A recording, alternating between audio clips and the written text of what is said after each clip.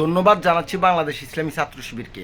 এই প্রথম বাংলাদেশ ইসলামী ছাত্র শিবির সবার আগে বাংলাদেশকে রক্ষা করার জন্য, মেধাবীকে রক্ষা করার জন্য, মেধাকে রক্ষা করার জন্য, উন্নত রাষ্ট্রকে রক্ষা করার জন্য তারা মাঠে নেমেছে। মন থেকে ধন্যবাদ, মোবারকবাদ। আমাদের দেশে হবে সেই ছেলে কবে, কোটায় না বড় হয়ে মেধায় বড় হবে, কথাটা স্মরণ করিয়ে দিচ্ছে আমাদের। হুম, কোটায় আপনি দেশকে যোগ্যতা সম্পূর্ণ দেশ করতে পারবেন না, উন্নত দেশ করতে পারবেন না। মেধাবীর প্রয়োজন আছে, মেধার প্রয়োজন আছে। আপনি মেধা প্রয়োগ করবেন, আপনার দেশ উন্নত হবে। মেধা নাই, আপনার দেশ উন্নতি নাই। অর্থাৎ ধীরে ধীরে আপনার দেশটা ধ্বংসের মুখে চলে যাচ্ছে।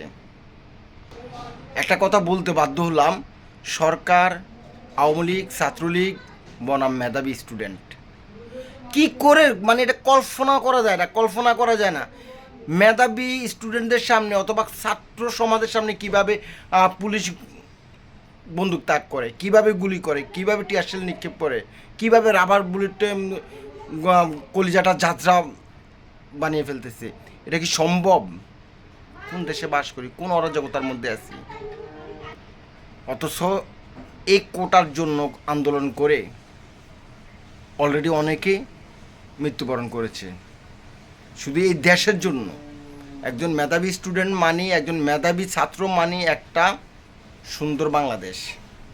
সে কিন্তু একটা ছাত্র না, সে একটা সুন্দর বাংলাদেশ, সে একটা ভবিষ্যৎ, সে আগামী দিনের প্রজন্ম, আগামী দিনের ভবিষ্যৎ, আগামী দিনের লিডার। অথচ কী হলো? রাজশাহী, চিটাগং, রংপুর, ঢাকা, চট্টগ্রাম, এই কোটা আন্দোলন, কুমিল্লা আন্দোলনে অনেকে মৃত্যুবরণ করেছে। পুলিশের এই ধরনের হিংস্রগুলি আমি কখনো দেখি নাই। কীভাবে সম্ভব? স্টুডেন্টদের প্রতি, ছাত্রদের প্রতি, যে ছাত্রদের হাতে কলম, কাগজ, বই, খাতা থাকবে, সেই ছাত্রদেরকে বুলেটের গুলিতে যাত্রা বানিয়ে দেয়। ধন্যবাদ জানাচ্ছি বাংলাদেশ ইসলামী ছাত্র শিবিরকে। এই প্রথম সবার আগে তারা মাঠে নেমেছে, সবার আগে মাঠে নেমেছে। ধন্যবাদ জানাচ্ছি বাংলাদেশ ইসলামী ছাত্র শিবিরকে।